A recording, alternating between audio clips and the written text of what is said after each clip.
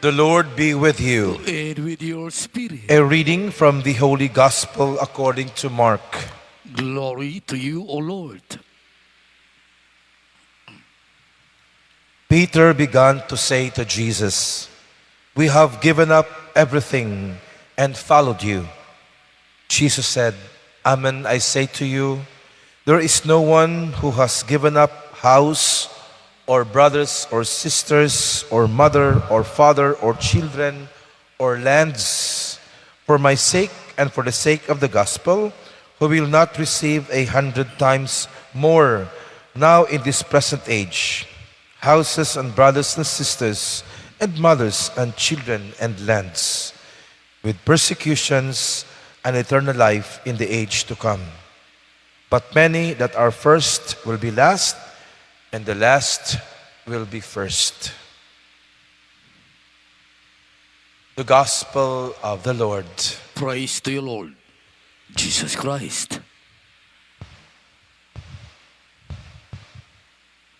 Looking at the Gospel of today, my dear friends, we hear Peter telling Jesus, "We have left everything to follow you." No? Pero diha na sa kutob. Pero nata siya gustong ipuno, pero wala siya mupuno. Nauwaw siguro si Pedro nga mupuno. But actually, he was trying to ask, "Lord, we have left everything to follow you, but what can we get in return?" No? Moto iyang sumpay, unta may igsuon, nga wa siya musulti. No? But he was trying to try to tell Christ about it. He left, if you look at it, my dear friends, Peter left his lucrative business of fishing. He left his family and home. But what did he get from Jesus after responding to his call? He felt that he got nothing in exchange. He probably also thought that all he got were harsh words from Jesus, no? And rebukes.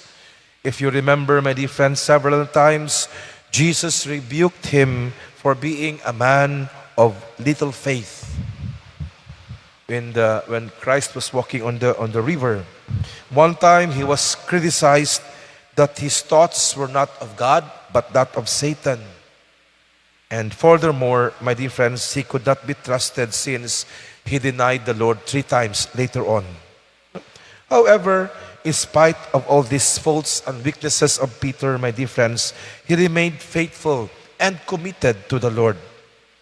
Jesus too continued to love and trust him. No, after he failed by denying him 3 times, the Lord asked him, "Do you love me, Peter?"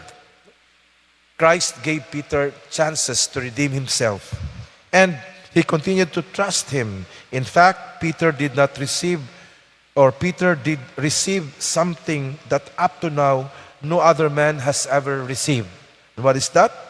The call and the privilege to become the first head of the church that Christ has founded. Even though Peter is dead, but we still remember him until today and even to the future. Why? Because of his faithfulness and giving himself to the Lord. Jesus knew the thoughts of Peter and the rest of his disciples when Peter stated, "We have given up everything and followed you." He made a promise because he knew what was in their mind. He made a promise, my dear friends, not one of them will be left unrewarded in the age to come. As of today, no, this has been true because all of them are honored and venerated as holy men and women in the universal church until today. That was the promise of the Lord, and he kept his promise, my dear friends. What does this reading mean for us, therefore? Like Peter, we probably feel the same. Many of us continue to serve and to do the right things for God, for others, and for the church. But sometimes we feel that we are not receiving the best of things from God. Ironically, sometimes it is the bad who gets the best things the world can offer. Munang na yung mga tao mo reklamo nga nung ni-serve ko ni mo Lord, imo mo kong ipaantos. No? Katong mga tao nga way Ginoo, mo ni umintos ilang kinabuhi. No? As if they got rich. Ironically, that is what we think, my dear friends. We complain, where is the goodness and justice of God? But God knows and appreciates what we are doing for Him, my dear friends.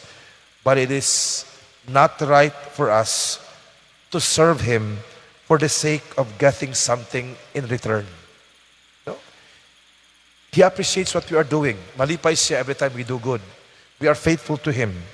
But even though we still don't have the right to ask something in return for serving Him. No? If this is the case, then, nga mga itaog bayad sa atong pagbinuutan, mga itaog ganti sa atong pag-serve sa Ginoo sa atong isikataw, then our relationship with God has gone to a level of business na. We work and God pays us. Let's remind ourselves, my dear friends, that God, in His goodness, treated all of us without expecting any form of payment or reward from us. No? What good? Think of the life that we have received. Think of everything that we have received. Think of the salvation wherein God offered His life on the cross. Di kita kabayad anak bisag gamay. Or di kita makabayad anak ikumpara sa atong nabuhat ka maayo, wa gina ka kumingking atong gibuhat. No?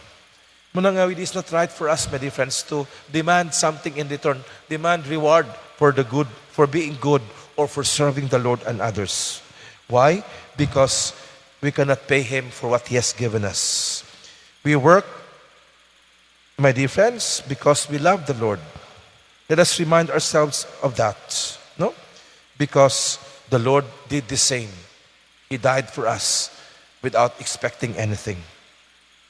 As a good follower of Jesus then, let us continue to focus and to give our whole life for Him, for the hope that our life and work will never go unnoticed before the eyes of God at the end of time. No? Let us concentrate in doing our work and leave the rest to God, because God can never be outdone in generosity.